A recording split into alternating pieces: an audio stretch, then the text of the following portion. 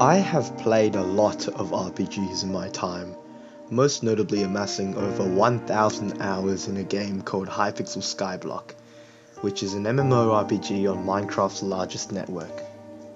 Now this is pretty strange because I find the theoretical idea of games like Skyblock terrible. I mean, who wants to spend hours of their lives online trying to get an intangible item, right? But all the same, there is an addictive quality about these grindy games that you can't really understand without playing one. There's a sense of satisfaction when you finally save up enough money for the new weapon, or get enough levels to finally wear that overpowered set of armor. Seeing the amount of damage you can do go up, or finally defeating a hard boss are all pleasures that one can find within an RPG, pleasures that we simply can't experience in real life. Or can we?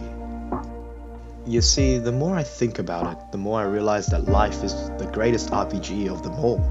You are born with no knowledge, no strength, no wealth or power. You are simply as you are, with whatever genetics your parents have given you, a blank slate and a fresh start. Over the years you spend time amassing various forms of experience, knowledge from education, wealth from occupations, and a sense of purpose from all actions. You build your character, in both body and mind over time, from a nobody to a person of importance and reliability. You build the world around you, from absolutely empty and meaningless to something that you would fight for, even if your life was on the line. Eventually, you'll have felt completely satisfied with the feats you have achieved and the person you have become, reminiscing on the times where you could only dream of such success. Life is the RPG that we can feel the most. The risk weighs heavily on our shoulders at every decision. Defeat stings like nothing else. And finally, victories are sweeter than any condiment.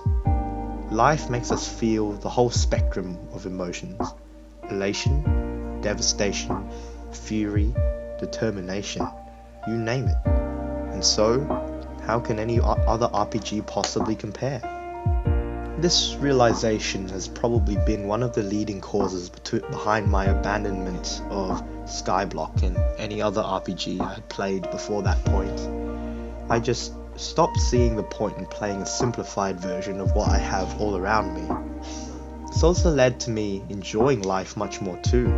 I feel good when I improve at certain skills and got less disheartened upon receiving negative results. After all, I could always try again when I level up. And so I feel as though I should share this idea with others out there, because maybe you'll enjoy playing life too. I think the first step to feel as though you're playing a game instead of walking aimlessly uphill in life is to understand yourself and your skills. Build a character profile if you must. If you know where you start, progress becomes easier to measure. I've always been a lover of statistics, so I recommend allocating numerical values to your profile. Depending on what you want to work on, different areas can be highlighted. For example, as a high school student, I would have all my core subjects, such as English, maths, and science, my physical attributes, and finally social capabilities as certain criteria. Next is to set a fair way of increasing these skills. It's best to find a system that works for yourself, but I personally like to set goals, and when I complete these goals, I can allocate myself a rewarding stat. The magic of this reward system is that it doesn't affect your physical or mental health the way a bag of candy or 10 hours of Netflix would, but it does give you a dose of dopamine. And as you go on, you'll find yourself excited to chase these goals every day and improve yourself. I mean, seeing the radar charts and graphs of your progress grow is always fun after all. And you're done. With enough time, you will no longer need to update your profile and skill sheet. And with more time, you won't even have to write down your goals.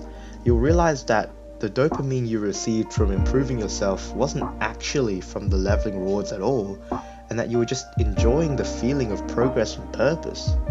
Once you reach this stage, and I am not at this stage for the record, you will have broken free from the chains of extrinsic motivation and enjoyment, which I believe is the most important part of maturing as a person. I suppose that's been some food for thought. Thank you for coming in to watch this video, and good luck to any who decide to try this idea.